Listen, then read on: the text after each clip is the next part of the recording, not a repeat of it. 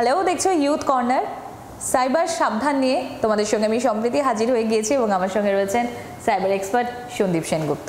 আর আজকে যে বিষয়টি নিয়ে আমরা কথা বলবো, বেশ কিছু জায়গায় পেমেন্ট মোড যেগুলো থাকে আমরা দেখি অনেক সময় আমরা ইউপিআইয়ের মাধ্যমে পেমেন্ট করি কিংবা অন্য কোনো অ্যাপের থ্রু আমরা পেমেন্ট করি, কিন্তু ইদানিংকালে দেখা যায় যে বেশ কিছু পেমেন্ট করতে গেলে সেখানে আধার ভেরিফিকেশন বা আধার অথেন্টিকেশনের প্রয়োজন পড়ে।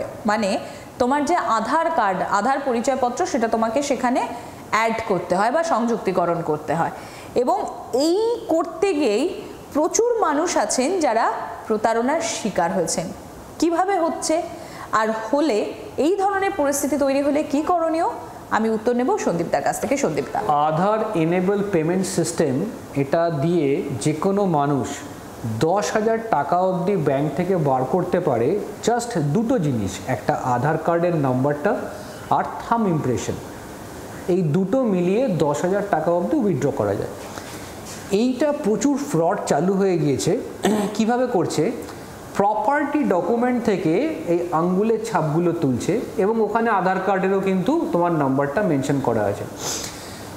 আমরা কোনো সময় হোটেলে যাচ্ছি, সেখানেও কিন্তু আধার কার্ড দুম করে দিয়ে দিচ্ছে। যখনই বলে গভর্নমেন্ট আইডি প্রুফ দাও, কোনো দিন আধার কার্ড দিতে নেই। তো আধার কার্ড না দিয়েও কিন্তু ড্রাইভিং লাইসেন্স বা ভোটার আইডি কার্ড দিয়েও কিন্তু কাজ চলে যায়। কিন্তু যারা আধার কার্ড দিয়ে দিচ্ছে, সেখান থেকেও এই থাম ইমপ্রেশন প্লাস আধার কার্ড দিয়েও কিন্তু এই ফ্রডটা হতে পারে।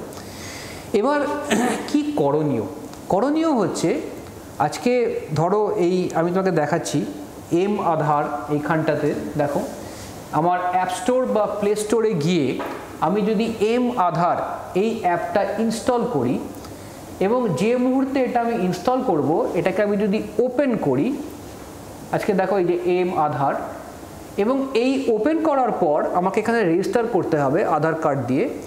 রেজিস্টার করার পর প্রথম কাজ হচ্ছে ভার্চুয়াল আইডি তৈরি করা। ভার্চুয়াল আইডি তৈরি করার পর আমাকে এখান থেকে আধার এবং বায়োমেট্রিক এই দুটোই লক করতে হবে। বায়োমেট্রিক আর আধার যে মুহূর্তে আমি লক করব, তখন কিন্তু আধার এনেবল পেমেন্ট সিস্টেমের এই টাকাটা বার করতে পারবে না। কারণ আধার কার্ডকে জানতে দেবো না, এটাও খুব একটা পারবো না, আর থাম ইমপ্রেশনটাকেও আটকে রাখার খুব ডিফিকাল্ট। কিন্তু আমি যদি বায়োমেট্রিক আর আধার কার্ডটাকে লক করতে পারি, তাহলে কিন্তু আমার এই প্রবলেমটা মিটে যেতে পারে। নাম্বার 2 কি করতে পারি, এটা যদি ডাইরেক্টলি অ্যাপ থেকে না হয়, আমার যে কোনো নিকটবর্তী যদি আধার সেবা কেন্দ্রে চলে যাই, সেখান থেকেও কিন্তু আমি আমার এই বায়োমেট্রিক বা আধারটাকে আমি লক করতে পারবো। এবং আধার আজকাল মাস্ক আধার পাওয়া যাচ্ছে, সেটাও যদি আমি কোনো সেবা কেন্দ্রে গিয়ে আমি চাই, তাহলেও কিন্তু আমাকে যে আধার কার্ডটা দেবে, সেখানে কিন্তু মাস্কিং করা আছে, পুরো আধারের নাম্বারটা ওখানটাতে লেখা নেই, সেটাও কিন্তু আমি অ্যাপ্লাই করতে পারি। একটা জিনিস খেয়াল রাখো, আধার যদি আমি বায়োমেট্রিক আর আধার লক না করি, তাহলে এই সমস্যাটা হবে। কিন্তু আগামী দিনে ধরো তুমি যদি একটা সিম কার্ড তুলতে চাও, বা কালকে যদি তোমার গ্যাসে সাবসিডি লাগে, তাহলে কিন্তু আধার আর বায়োমেট্রিক আনলক করতে হবে। কিন্তু মজার ব্যাপার হচ্ছে, আমি যদি একবার লক করে দিই, যতবার করে আমি অ্যাপে গিয়ে আনলক করব, উইদিন 20 মিনিটস কিন্তু অটোমেটিক লক হয়ে যাবে। আচ্ছা, কিন্তু আমি যদি কোনোদিনই লক না করি, তাহলে কিন্তু এটা হবে না, এটা ওপেন থাকবে। সুতরাং আমি অ্যাডভাইস করব যে আগে গিয়ে এটাকে লক করে দাও মাই আধার থেকে, ইদার ওয়েবসাইট অথবা অ্যাপ থেকে।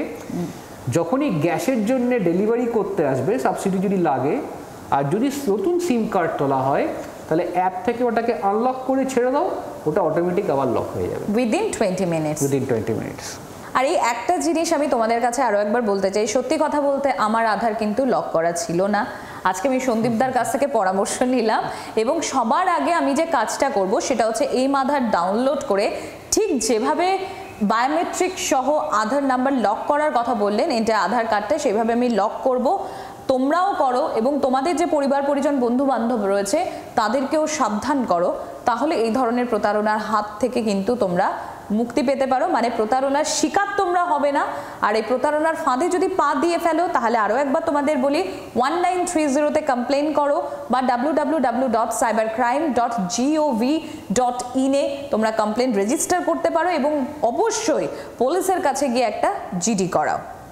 আর অন্যান্য খবর নিয়ে তো তোমাদের সঙ্গে হাজির থাকছি। জি24 ঘন্টার সমস্ত আপডেটের জন্য নজর রাখো ইউথ কর্নারে। আবারও পরের সেগমেন্টে, পরের এপিসোডে তোমাদের সঙ্গে দেখা হবে। আমি সম্প্রীতি হাজির থাকবো তোমাদের সঙ্গে।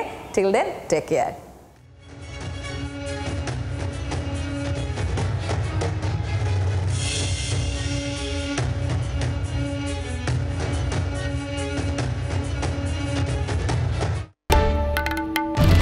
বাংলার আওয়াজ, বাঙালির আবেগ, জি24 ঘন্টা।